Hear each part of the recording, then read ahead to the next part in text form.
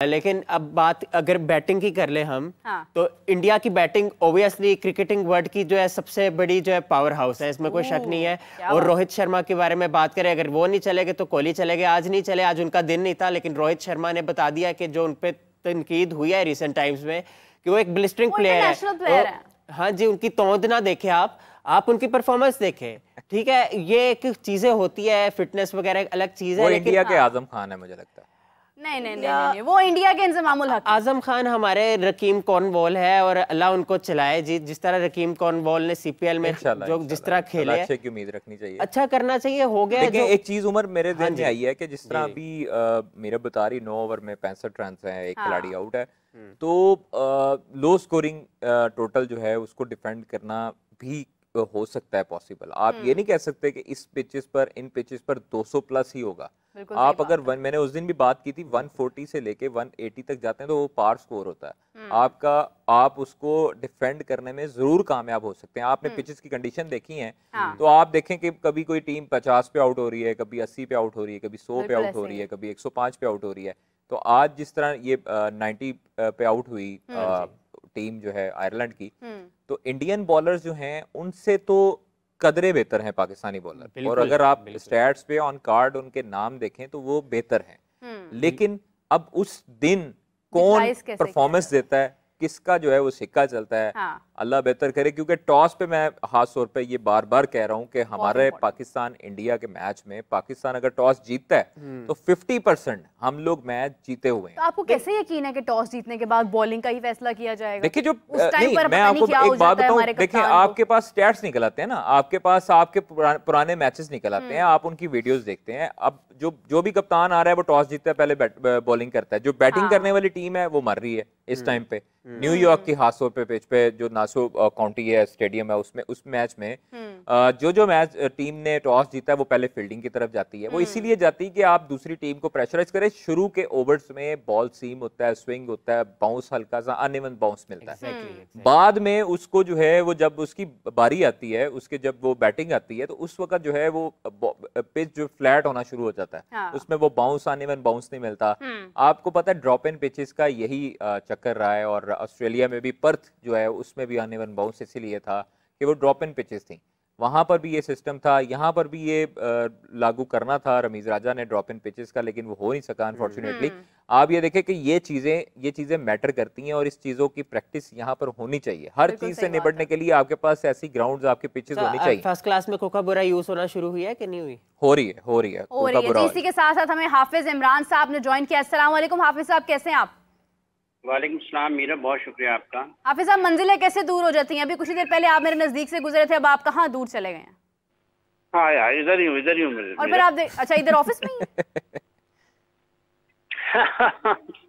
हाफिज साहब देखिए कितने अफसोस की बात है कि ये जुताइयां क्यों हैं? वो दिलों में जरूर है इमरान साहब, और दिमाग में भी रहते हैं। Thank you very much. दिमाग में सिर्फ उमर के रहते हैं, दिलों में सबके रहते हैं। लेकिन हाफिज साहब, ये क्या वजह है कि इतनी जुदाइयां हैं कि सुबह आप मेरे साथ यहाँ पर मौजूद होते हैं, कादिर साहब कॉल पर होते हैं, आज कादिर साहब यहाँ मौजूद हैं, आप कॉल पर है। मतलब ये क्या आप लोगों ने डिसाइड किया हुआ है कि हम लोगों ने आज जरा थोड़ा फासला रखना है आपस में?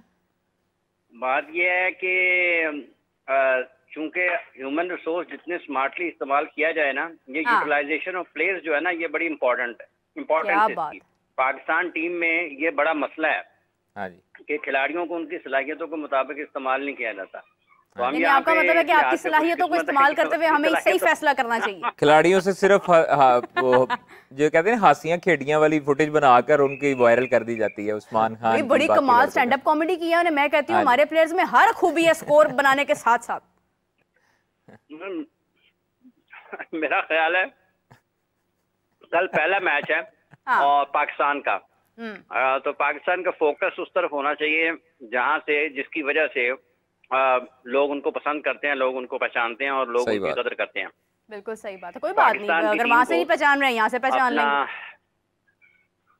जी मीरा, पहचान होनी चाहिए ना हाफिज साहब, चाहे कोई चाय अच्छी बना के पहचान करवाए, चाहे कोई स्टैंड अप कॉमेडी करके कराए, चाहे कोई बॉल जो है वो सीने पे खा के कराए, फर्क क्या पड़ता है? पहचान होनी चाहिए बस।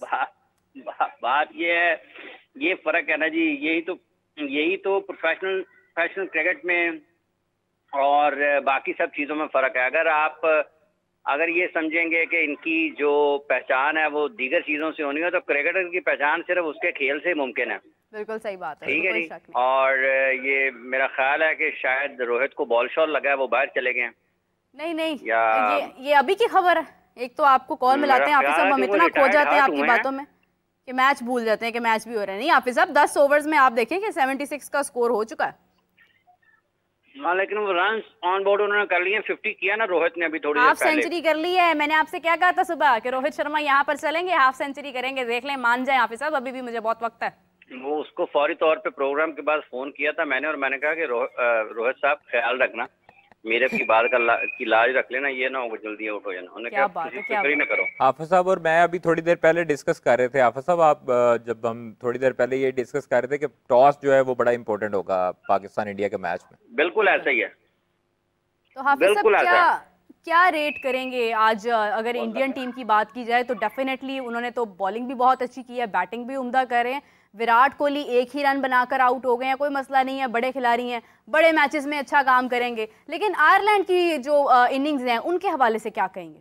मेरा देखे बात यह है कि ये जो पिच है ये कोई इतना अच्छा नहीं है, ये डेंजरस पिच है। अच्छा तो बड़ी दूर सॉरी, ये डेंजरस पिच, यहाँ पे अनबाउंस है और एक ही जगह से बॉल जो है वो नीचे हो जाता है, एक ही जगह से बॉल जो है वो आपकी बॉडी तक आ जाता है। इस गैर मामूली अंदाज में इसमें उछाल है। तो ये डेंजरस पिच है। इसके ऊपर ना खिलाड़ियों को, क्रिकेटर्स की ये बड़ी जो है ना, जो भी खेले, यहाँ पे पाकिस्तान ने भी खेलना है और क्रिकेटर किसी भी मुल्क से हो, अगर आप उसको डेंजरस पिच पर खिलाएंगे तो हमारी उनके लिए एहसास है उनके साथ के, क्योंकि ये टॉप एथलीट होते हैं अपने मुल्क के, इनके ऊपर बरसों की इन्वेस्टमेंट होती है। बिल्कुल सही बात है। तो किसी का भी इंजर्ड होना वो उतना ही ज्यादा तकलीफ दे है, भले वो किसी भी मुल्क से हो। तो ये जो पिच है इसके ऊपर जरूर आईसीसी के साथ, आईसीसी के ऊपर जो तनकीद हो रही है इस इंतजामात के हवाले से, बिलखुसूस चलें आप एक नए मुल्क में जाते हैं, वहां पर आपको वो प्रैक्टिस एरिया उतना ज्यादा अच्छा नहीं मिलता, या बहुत सारी चीजें हैं जो आपको आप कहें कि इंटरनेशनल स्टैंडर्ड पर ना नजर आए, लेकिन कम से कम जो फील्ड है ना, जहाँ मैच होना, यार आप उसको तो कर सकते थे ना। अगर आपने वर्ल्ड कप करवाना था तो आप वहां पर एक ग्राउंड नहीं बना सकते थे। बस चैंपियंस ट्रॉफी पाकिस्तान ने करवानी है तो आपको मुसीबत पड़ गई। ये अभी बॉल लग गया ऋषभ पंत को भी, ठीक है, मेरा ख्याल है, मैं देख नहीं पाया हूँ, लेकिन रोहित शर्मा को मैंने बाहर जाते हुए देखा तो हाफिज साहब आप बिल्कुल ठीक कह रहे हैं, रिटायर्ड हर्ट हो चुके हैं। पाकिस्तान के किसी क्रिकेटर को बॉल लग जाता है, वो इंजर्ड हो जाता है, तो क्या हमें तकलीफ नहीं होगी? एल्बो में बॉल लगा है हाफिज साहब। जी, रोहित शर्मा रिटायर्ड हर्ट होके बाहर गए हैं, उनकी जगह सूर्य कुमार यादव आए हैं।